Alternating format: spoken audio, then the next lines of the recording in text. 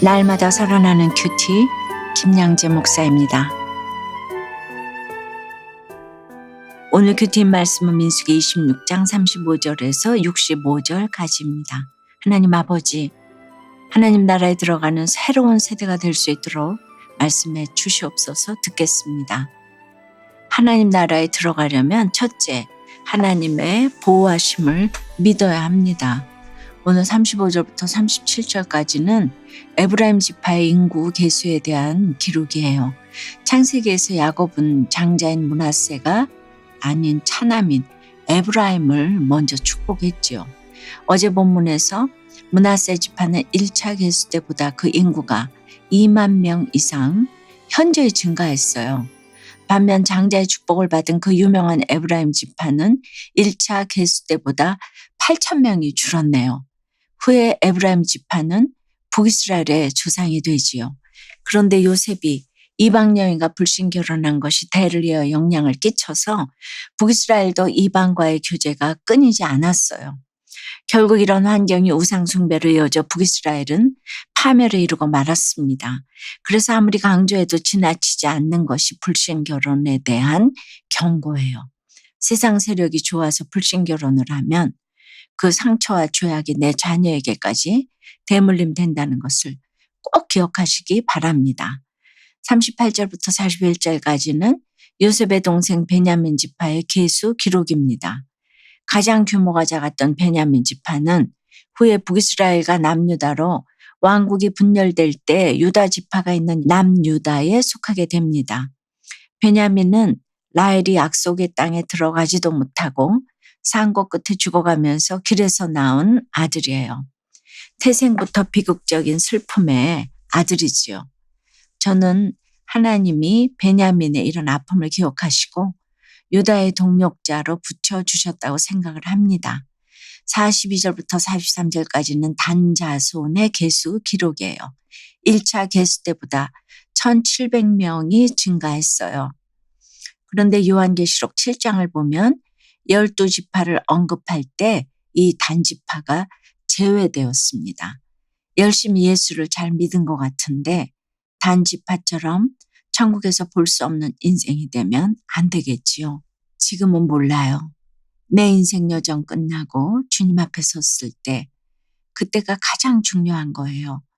44절부터 50절은 아셀과 납달리 지파의 계수 기록이에요.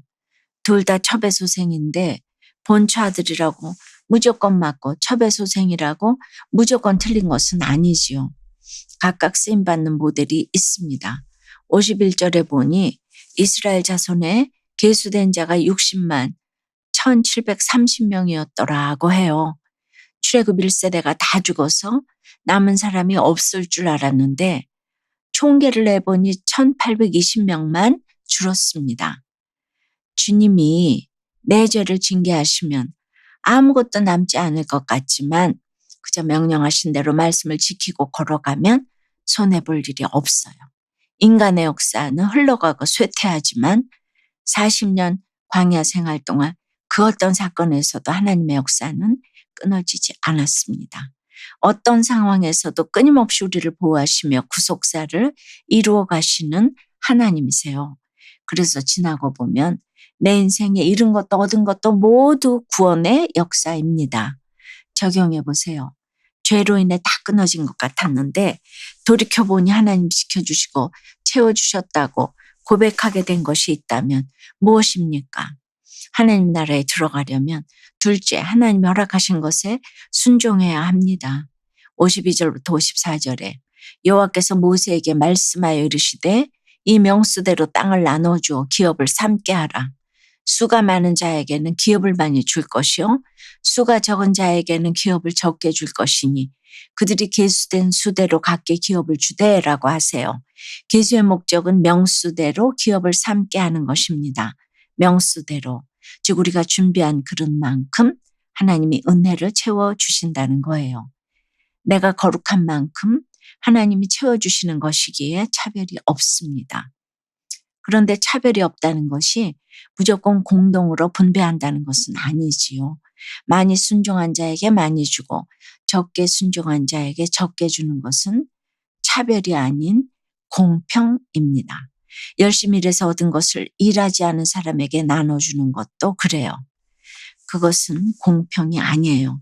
그런데 이것을 잘못 해석해서 공산주의 이론이 만들어졌기 때문에 공산주의 국가들이 몰락한 것이에요. 55절과 56절에 오직 그 땅을 제비 뽑아 나누어 그들의 조상 지파의 이름을 따라 얻게 할지니라. 그 다소를 막론하고 그들의 기업을 제비 뽑아 나눌지니라고 하세요.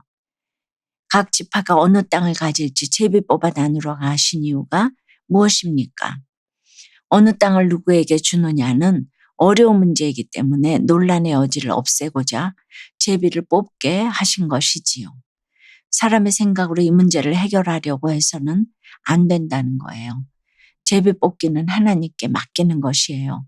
내가 해결할 수 없는 문제를 하나님께 맡겨드리는 것입니다. 여러분에게 제비 뽑아 나눠주신 남편, 아내, 자녀, 부모도 그렇죠. 모두 하나님이 나에게 가장 알맞게 주신 최고의 땅이에요. 비옥한 땅이든 척박한 땅이든 모두 하나님이 허락하신 땅입니다.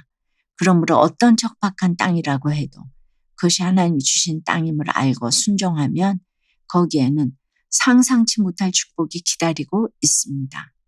적용 질문이에요. 내가 순종한 만큼 부어주시는 하나님의 은혜를 누리고 계신가요? 요즘 내가 하나님께 맡겨드려야 할 어려운 문제는 무엇입니까?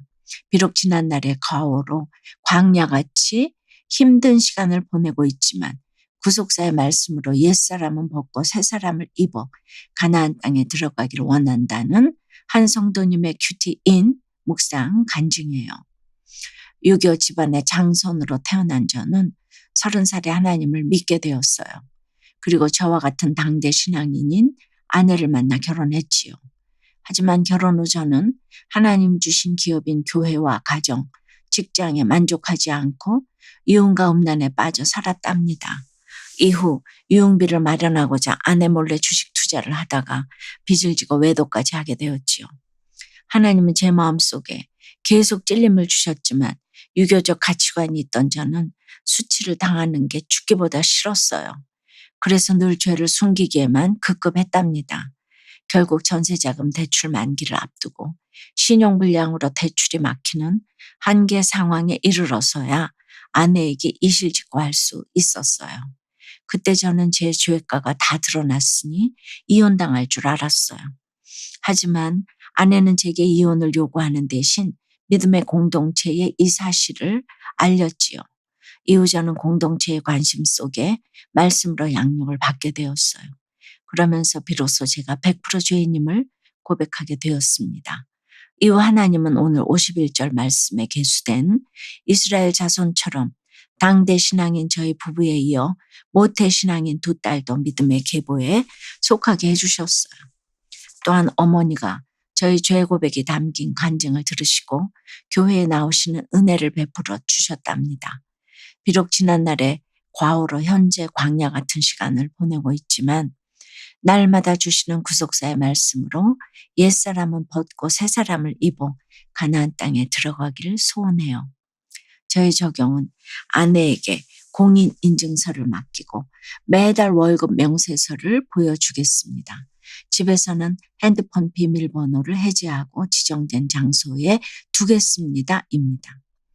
64절 65절에 모세와 제사장 아론이 시내 광야에서 계수한 이스라엘 자손은 한 사람도 들지 못하였으니 이는 여호와께서 그들에게 대하여 말씀하시기를 그들이 반드시 광야에서 죽으리라 하셨습니다.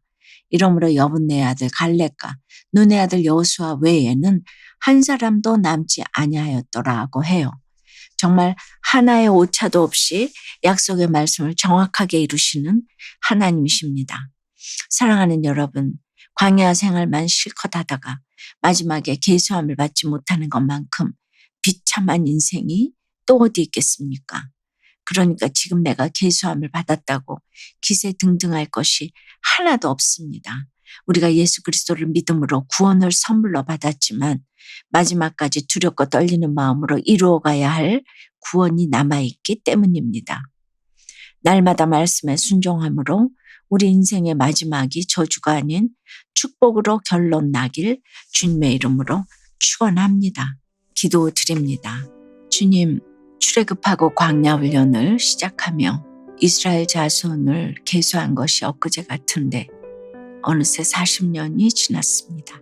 다시 계수해보니 현저하게 줄어든 지파도 있고 또 성경의 마지막에서 완전히 빠진 지파도 있다는 것을 알게 됩니다. 참으로 두렵고 떨림으로 이루어 가야 할 구원임을 고백합니다.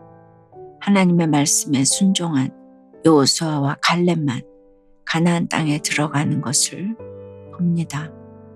결국 거룩은 순종으로 이루어가는 것임을 깨달아요. 다 죽고 다 망한 것 같아도 지나고 나서 보면 하나님은 반드시 채워주셨어요. 내게 주신 기업이 비록 척박한 땅으로 보여도 주님의 돌보심을 믿음의 말씀의 끝까지 순종하며 갈 때 그 순종으로 인해 척박한 땅이 다 옥토로 바뀌어 있는 것을 이렇게 보게 됩니다. 그러므로 말씀대로 남았더라 인생이 다 될 수 있도록 주님 항상 말씀 묵상을 하며 하나님의 말씀에 순종하고 가는 저희 되게 도와주시옵소서. 그러나 늘 우리는 오늘 하루 살 때 힘든 것이 참 많이 있어요. 그 힘든 부분을 다 찾아가셔서 그 부분만큼 안수해 주시고 고쳐주시고 살려주시옵소서. 주여, 우리가 연약합니다. 고쳐주시옵소서. 도와주시옵소서. 예수 그리스도 이름으로 기도드리옵나이다. 아멘. 지금까지 우리들 교회 김양재 목사님이었습니다. 큐티에 도움받기 원하시는 분들은 큐티엠 홈페이지 qtm.or.kr 또는 유튜브에서 큐티엠을 검색하시면 도움받을 수 있습니다. 자세한 문의사항은 지역번호 031-705-5360번으로 문의하시기 바랍니다.